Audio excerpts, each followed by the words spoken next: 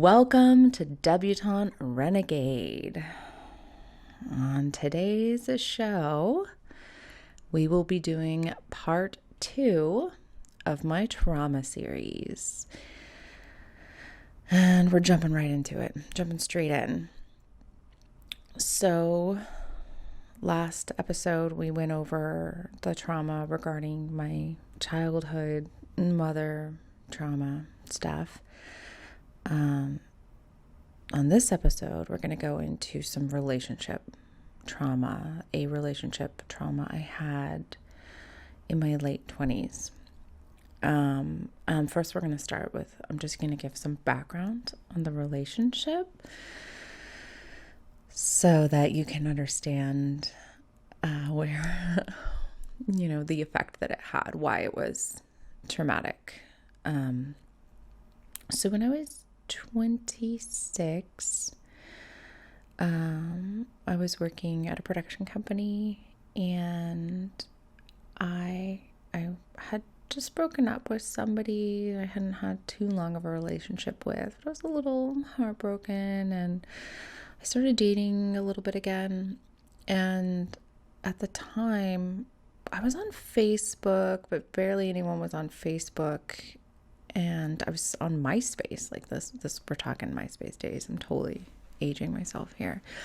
But on MySpace, there was this really cool feature where you could do a search, like you could search for people. So I did a search for guys like in a certain age range, like within 20 miles of me. And I just started kind of scrolling through profiles, and I came across this really compelling profile. It wasn't the guy's picture. It was this like silhouette of a man and woman kissing, and it was like really sexy and interesting. And I clicked on the profile, and it was a really compelling profile, just interesting. And so I just like wrote this guy. I just wrote him like a sassy, like one line hello of some sorts. And then he looked at my profile and he wrote me back, and we started going back and forth, and then we started emailing each other, and I emailed him. He emailed me his book, because he had written a book, and I emailed him a screenplay that I'd written. And then we talked on the phone, I think a couple times, and then we decided to meet up in person. And I remember being really nervous and excited to meet up with him in person. And I just immediately liked him. And that very first night, like we kissed that first night. And that was it. It was just like really sweet and fun and exciting. And I had a big old crush on him. And we hung out, I think after the first time we hung out a few days later. And we like spent like a day together. And I was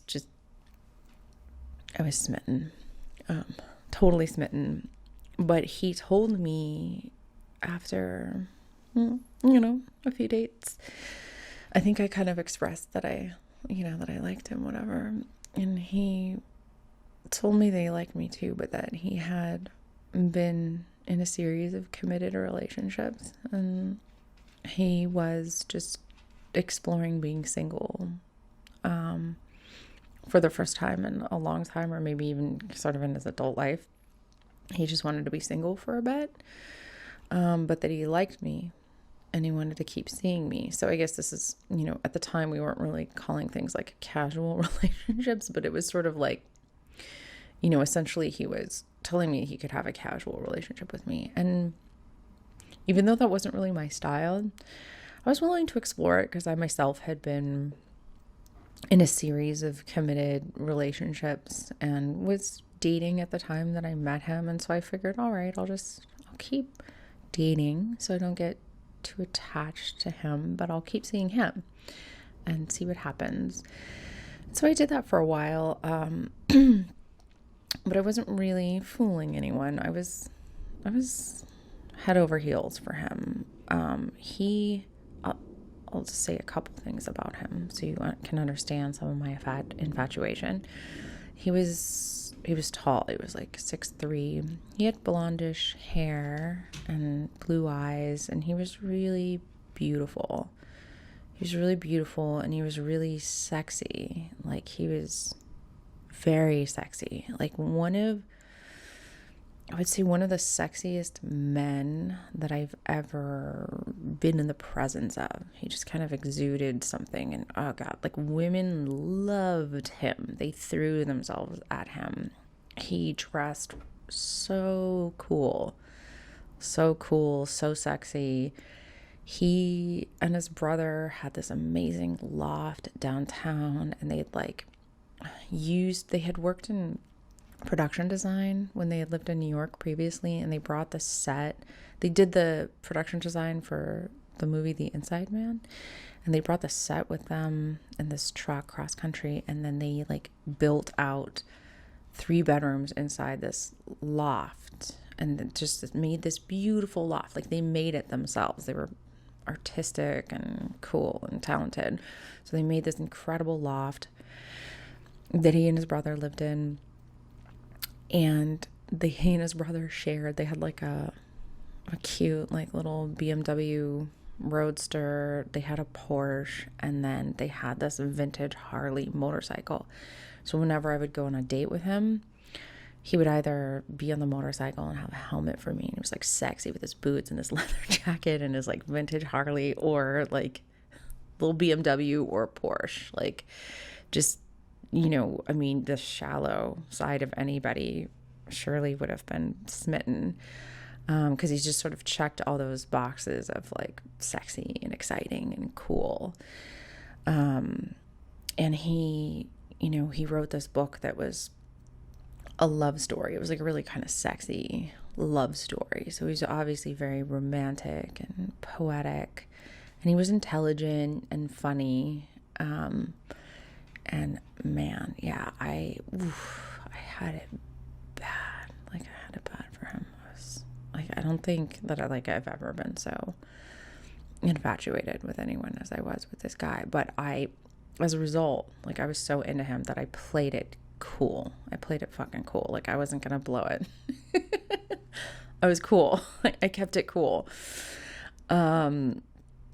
And this sort of casual thing went on for 8 months. There was even a period of time where I kind of had to stop being casual with him because it was too hard for me. I was like, I can't like sleep with you right now. Like, it's too hard. Let's just be friends for a minute. And we did that for a couple months. Like, we didn't hook up. We were just friends, but we were very attracted to each other. We were into each other, and eventually, we caved. And eventually, I think we both realized that, I mean, I knew I wanted to be with him, but eventually he realized he wanted to be with me too. And so we started seeing each other as in a committed way, as boyfriend and girlfriend, after 8 months of dating. Dated for 8 months, then committed. And shortly after that, I would say once we were committed, we kind of started spending all our time together. We moved in together. We lived together. We were together, I'd say we were together like another 1.5 years after that in total. We traveled a bit. We worked on stuff together. We spent a lot of time together, probably an unhealthy amount of time. I've talked about being an anxious, preoccupied attachment person. So I think I did cling to him. Like, I wasn't aware of any of that back then. So I think I was maybe a little clingy with him, a little bit unhealthy. I do think he's one of the people that I actually think was more secure attaching. When we were together, he wasn't dismissive, and he wasn't clingy. I think he was secure. He had a really great mom, a good relationship with her, so it makes sense that he would be secure, even though, don't get me wrong, he had issues. Like, there's definite stuff he needed to work through. He had some anger and stuff, some dysfunctional things. I think he had some of his own trauma in life, but as far as his ability to attach romantically, I think he did have a healthy attachment style, a secure one, good relationship with his mom, good mom, whatever, all that stuff. So he was actually I think if I had been a little bit more healed, then we might have stayed together. Although I don't have any regrets. Again, I'm happy with the direction my life has gone.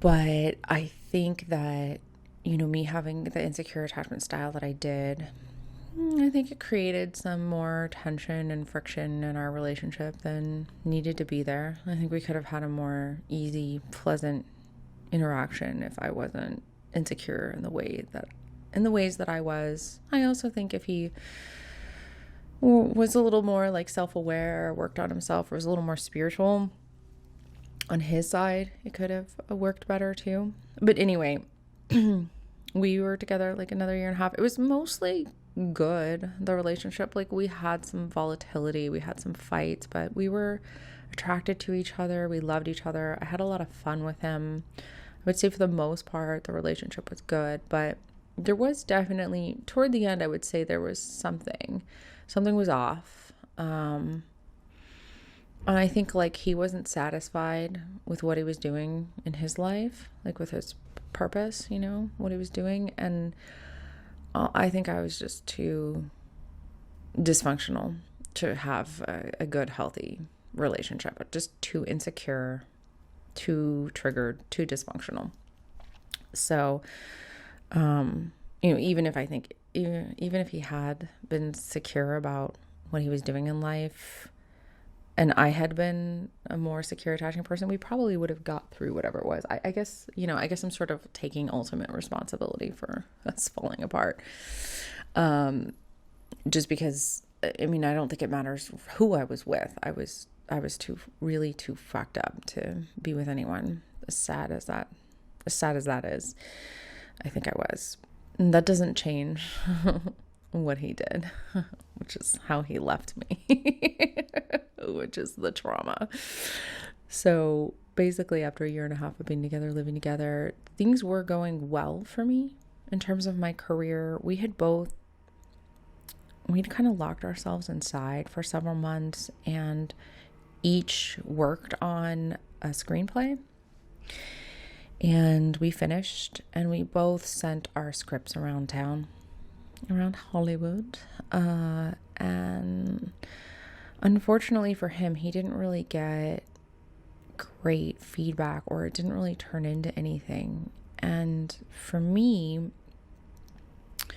a friend of mine that was working at a production company the company that he was working with wanted to option my script, which was exciting because not many people were getting options at this time.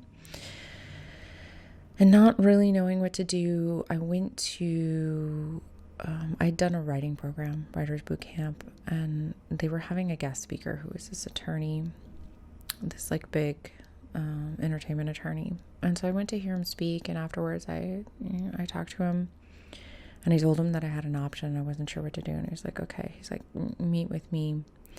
And he represented some pretty big names. Halle Berry, Elijah Wood, like pretty big people. And he agreed to take me on, but he didn't want me to take the option, so he didn't. And he started sending me around to different studios and having meetings, and I ended up signing on with a pretty great manager. And they were giving me some writing assignments. And this boyfriend, we'll call him E, was really supportive. Even though I think he was a little bit jealous because he would have liked that to have been happening for him. And he was like 7 years older than me. I think he was a little jealous because he really wanted to have a career as a writer. And it looked like it was starting to happen for me. But he was really supportive. Like if I was sitting there in front of my computer writing all day, he would refill my glass of water. He would make me something to eat and put a plate down at the table because otherwise I'd forget. And he would say sexy things like, for every page that I wrote, that would be another minute of pleasure that he'd give me. So he was good. He was good, and it was good in that way. But I do think there was a part of him that felt a little envious, or maybe it sort of exacerbated some insecurity inside of him, but he didn't have a lot going on. in that way. Anyway, like things were going well for me. And we were out at dinner one night. We ended up getting in a fight, like a stupid fight. It was like over something stupid, but I got triggered and I got up and I left the restaurant. And I know that really pissed him off, like it humiliated him. So then he left the restaurant and I saw him and I was like, hey, get in the car, let's just get out of here. And he was like, no. He's like, I'm going for a walk. And I was like, okay. So I gave him some space and he stayed out all night. He got home like in the morning as the sun was rising. And I came out to check on him, and I remember sitting at his feet, and I could tell he was still, like, he hadn't worked off the anger toward me. He was still, like, fuming. He was still really angry. So I was like, look, why don't I give you some space? And I just packed an overnight bag, and I just went to my best friend's for the weekend. To give him some space. And I was like, I'll come back on Sunday. It was Friday. I was like, I'll come back Sunday. You take some space. Like, I figured we could use a little time apart. We'd kind of been on top of each other. And, from my experience with men at that point, if they were upset, kind of giving them space and time to process was the best thing that you could do. So I gave him space. And I was very anxious that weekend, like really worried. Like I could feel him. Like it's almost like I knew there was a shift or something. And I was really anxious, really worried. I sent him like a really long email. Over the weekend, I was just like, I was worried. I was anxious. And I came home Sunday morning.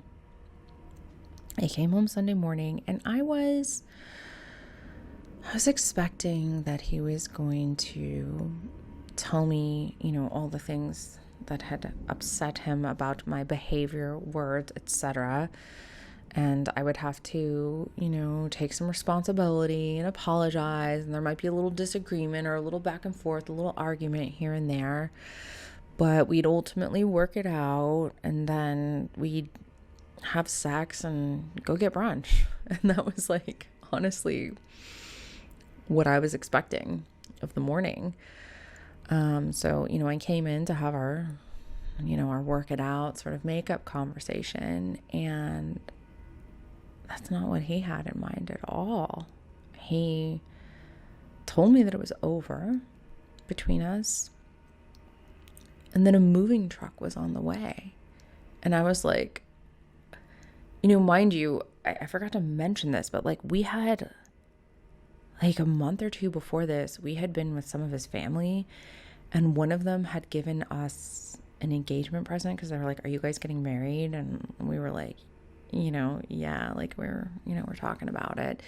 And they like bought us all these like plates as an engagement present. And he and I had to get my passport updated because his parents were taking us on a trip to Italy, and they were doing this like stopover for him and I in Paris. And I was getting like the rumors that he was going to propose to me in Paris. And I was like, oh, like this guy that I'm so fucking in love with, like we're going to Italy with his family and he's going to propose to me in Paris. Like this is where we were at, this is where we were at in terms of our relationship.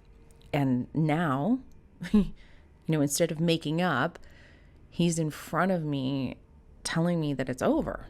And then a moving truck is on the way to the house as we speak. And it was too much for me to process in the moment. I tried to, there's like the stages of grief, right? And I think the first one is denial. Like I couldn't come to terms with, I couldn't accept what was happening. And I realized that. So I was like, can you just call off the moving truck and like reschedule it for next weekend? Can we just have a week to like, so that I can process this, so that we can talk, so that like, I'm like, I understand if it's done and it's over and like you're unwavering and that's it between us. But I need time. I need time to process what's happening here. I can't I can't just go from all to nothing like that. I can't switch gears that quickly. Like, I need to digest this. I need to understand, and we need to talk about why you're leaving, why you want to break up, like all these things. And there was just no conversation. Like, he wouldn't give me a why. He was just like, no, we can't do this anymore. And I was so confused. Like, I couldn't accept this. I couldn't digest it. I was so confused. I was in this anxious, like, panic mode. Like, I just felt like, it almost felt like I wasn't even in my body. Like I was like, it's almost like seeing white, like the panic, like the level of anxiety. My anxiety was through the roof. And I just I wasn't able to really process or digest what was going on. So, but before I knew it, like, literally a moving truck was arriving on the premises to take, like, half the furniture in our house away, like half the stuff away. And I couldn't bear to watch, everything get packed up. So I told him that I would, how much time did they need? And I'd come back in a couple hours when they loaded stuff in. So I went away for a couple hours. I don't even remember who. I think I was with a friend. I don't even remember who. But I remember I came back, and the place was like, it was pretty empty. It was pretty depressing. And he was leaving. Like, he was like walking out the door. He was saying goodbye. And I remember I looked at him. I looked him in the eyes, and I was like, I just have to know. Are you not in love with me anymore? And he looked back at me in the eyes, and he was like, I'm completely in love with you. And then he turned around and he walked out the door. And I looked around this empty apartment where we'd shared this life together. That was now, like, all his stuff was gone. And I just collapsed on the floor. I just collapsed on the wood. I just collapsed, and I cried. And that night I tried to sleep, but I couldn't. My anxiety, my heart was just racing. I felt like I had to go to the bathroom, like I had to pee. And I got up in the middle of the night to try to go pee. And I was like shaking so much from anxiety that I couldn't relax my bladder muscles enough to go to the bathroom. I couldn't relax my bladder muscles enough to pee. Like, it was so, like, I was just so high strung. My anxiety was so bad. I think I, like, took a Xanax or something like that at some point and got, like, a couple hours of sleep, but I was too devastated. And, like, I had to get out of there. I went to my grandmother's, where I tried to just, like, mourn and process and heal, but I wasn't, like, again, I was having such trouble accepting. Like, I didn't know why. Like, I didn't have a why, like a reason. And I also, like, I was still totally in love with him, just totally in love with him. And he was in love with me too. So I just couldn't understand why this was happening. Like, I feel like I tried talking to him like once or twice, but I also remember having this realization in the shower, even in the first, like, I want to say the first 24 hours of this happening, the fact that he'd left, like, this part of me, like, wanted to fight for him. Like, I wanted to fight for him back because I loved him, but I knew that even if I fought for him and got him back, that I could never trust him again after what he had just done. I could never trust him again after leaving me like that. Like, it was, the way he left was so abrupt and sudden. It was like I feel like it was like the way that death can affect a person. Like, it's just so unexpected. You don't have, like, with death, you don't have time to process. You don't, it's there. It's done. The person's gone, you know? Like, I didn't get to plead with him. I didn't get to, like, hear all the reasons why he didn't want to be together, or like what his, you know, what it was. Like, I didn't get any of that. I didn't get any answers. He just abandoned me. Like, you know, this young woman with this, like, you know, trust issues and fear of abandonment. Like, he left me in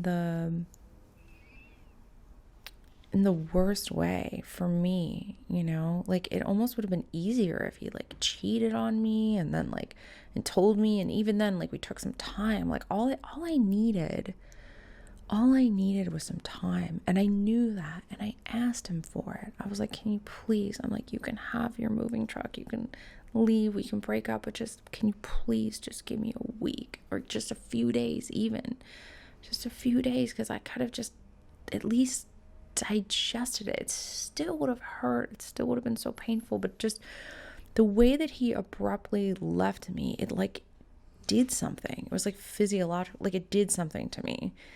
And in all honesty, like, I don't feel like I've ever recovered. Like, something in my cells, it, like, has this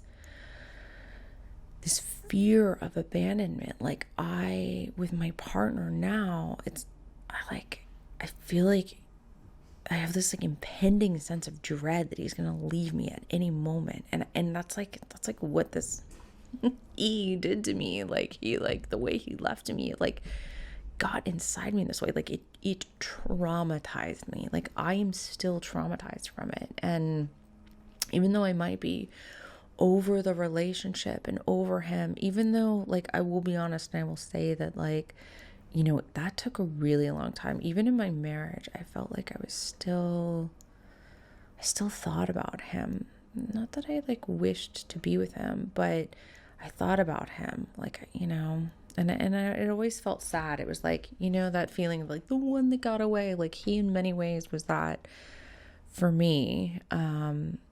It's not like if he showed up at my door today that I'd want to be with him. No, I wouldn't.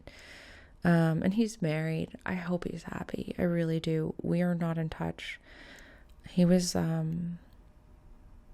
ended up being pretty cruel in the aftermath. Like, initially when we broke up, he was nice. He was kind to me. He fucked with me. Like, he still acted sort of romantic with me. He left, like, this beautiful CD on the coffee table. He gave me this beautiful birthday present. Like, but it was also clear that he didn't want to be with me. But it was like, he kept me, like, it felt like he kept me on this leash. But he didn't want to be with me. Like, he broke up with me, but I was, like, still on this leash, and this part of me, like, was pining for him and, like, wanted to get back together with him. But I also knew I could never trust him again, and it would never be the same as it was before. Like, I knew it was, like, ruined, but, like, you know, also in terms of the attraction that we had this, like, incredible, palpable attraction for one another, this great chemistry. You know, at that time, he was far and away the best sex I'd ever had. And I just couldn't imagine ever being with anybody else. Like, I just couldn't imagine having to date and sleep with other men after having been with him. I was like, no one will compare. Like, it's just, I don't want anybody else. Like, you know, and of course I ended up, like, dating some other people and trying to soothe those wounds, but it wasn't the same. It was disappointing, and I wondered if I would ever have real feelings or fall in love with anybody again, you know. But it was so hard. And, you know, when I look back on that time, I was so brokenhearted, devastated. I had all these incredible opportunities to do this great writing work, and I couldn't write, I couldn't sleep, I couldn't eat. I was just useless to the world. I was underwater, and I was that way for months. And then, like, I was able to come up for little sips of air and try to do things here and there, but I would say even up until the time that I met my husband, even when I met my husband, I think I was still devastated. I was still broken from this. And I think, but part of getting together with my husband, who didn't end up being the right connection for me, was just, it was almost like, I hate to use the word settling, because my ex-husband is a very charismatic and dynamic individual, very exciting person. And I had a lot of healing and karma to work out with him. But in some ways, I didn't feel for him the way I had for E. It just wasn't the same.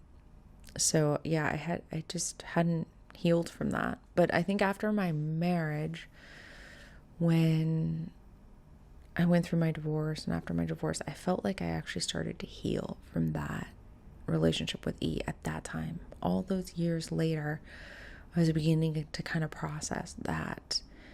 But still, I still don't think I'm healed from it. Like, it's one of those things that's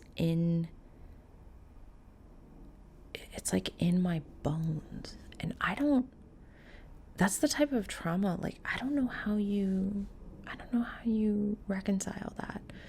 I don't know how you get rid of that, like that. It almost destroyed me. It didn't. I guess I'm stronger. I've grown in compassion and wisdom for it, but I don't know that I'll ever fully heal from it. I don't think I'm the same.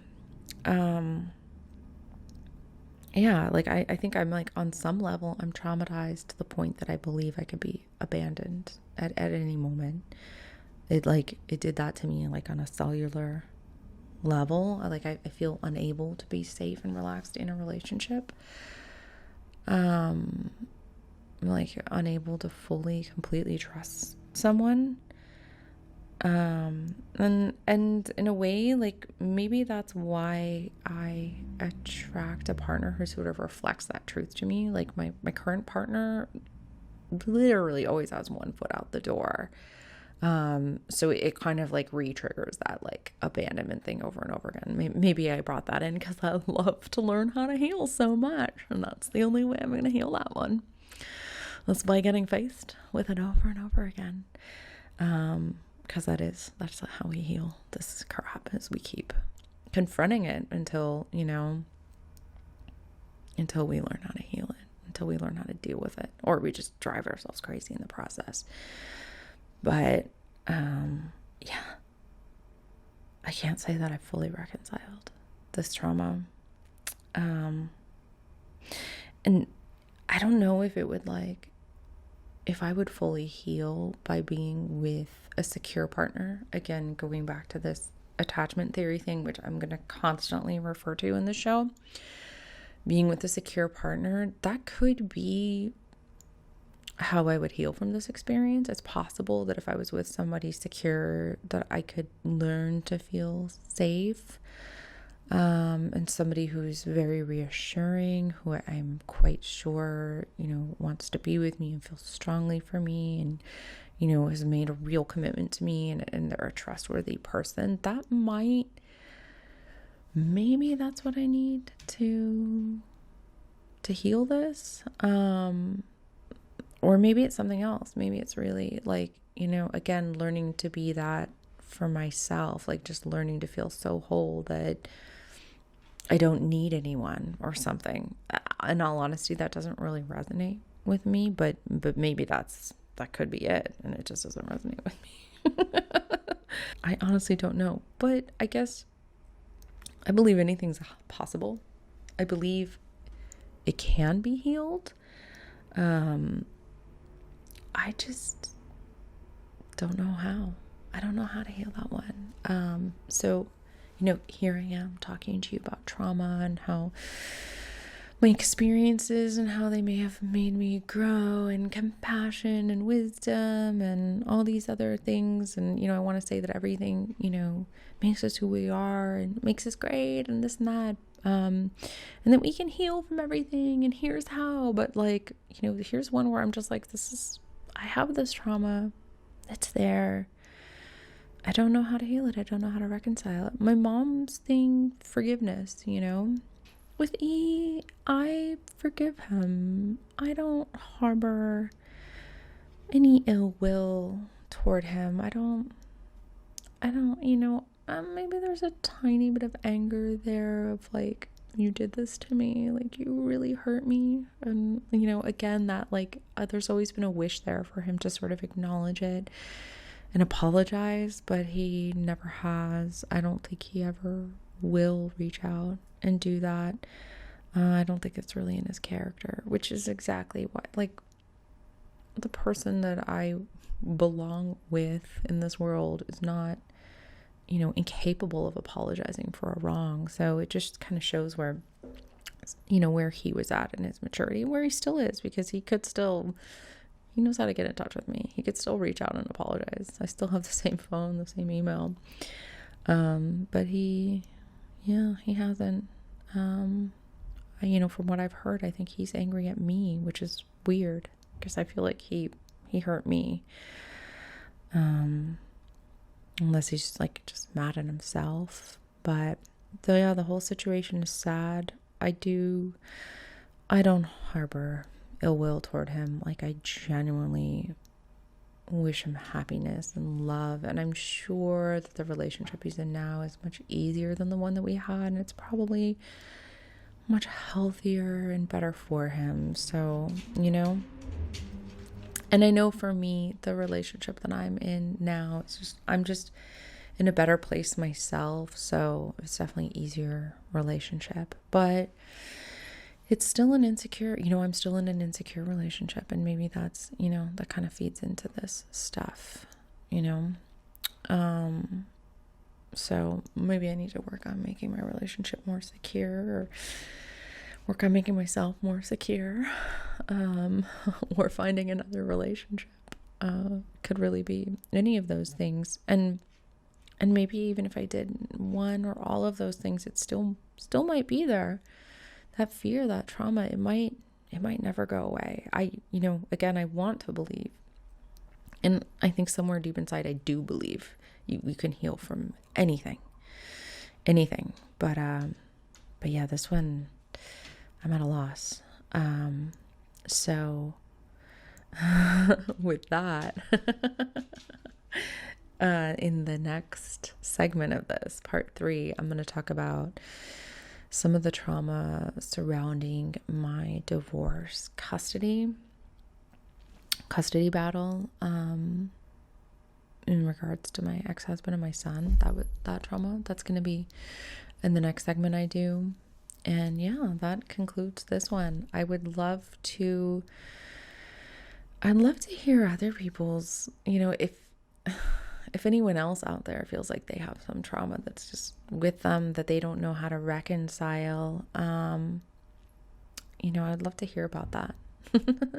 Not so much in the misery loves company way, but just, I think it's, I know for me, it's kind of hard to admit. I think we live in a culture where you want to say like, oh, I'm healed and everything's great, but that's not my truth. Like, there's parts of me that are, that aren't healed, that are still broken. And I need to figure out how to kitsugi them back together.